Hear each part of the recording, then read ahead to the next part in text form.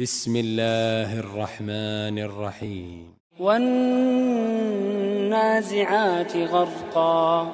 والناشطات نشطا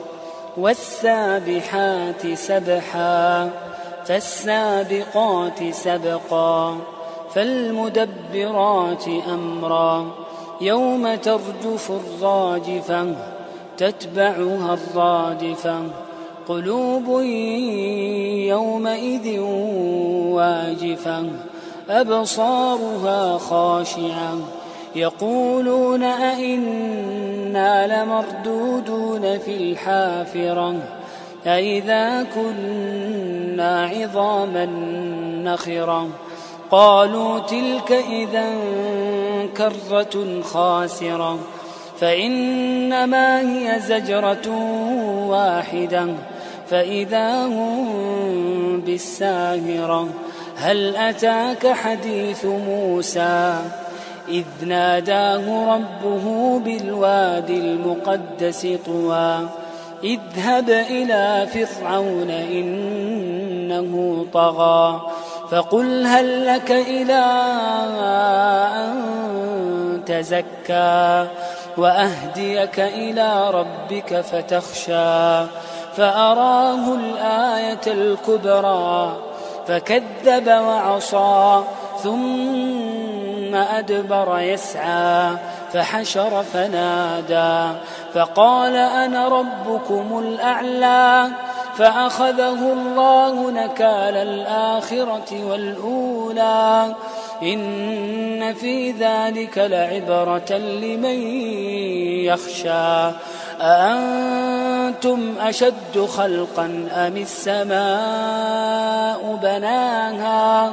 رفع سمكها فسواها وأغطش ليلها وأخرج ضحاها والأرض بعد ذلك دحاها أخرج منها ماءها ومرعاها والجبال أرساها متاعا لكم ولأنعامكم فإذا جاءت الطامة الكبرى يوم يتذكر الإنسان ما سعى وبرزت الجحيم لمن يرى فأما من طغى وآثر الحياة الدنيا فإن الجحيم هي المأوى وأما من خاف مقام ربه ونهى النفس عن الهوى فإن الجنة هي المأوى يسألونك عن الساعة أيان مرساها فيما أنت من ذكراها إلى ربك منتهاها إنما أنت منذر من يخشاها كأنهم يوم يرونها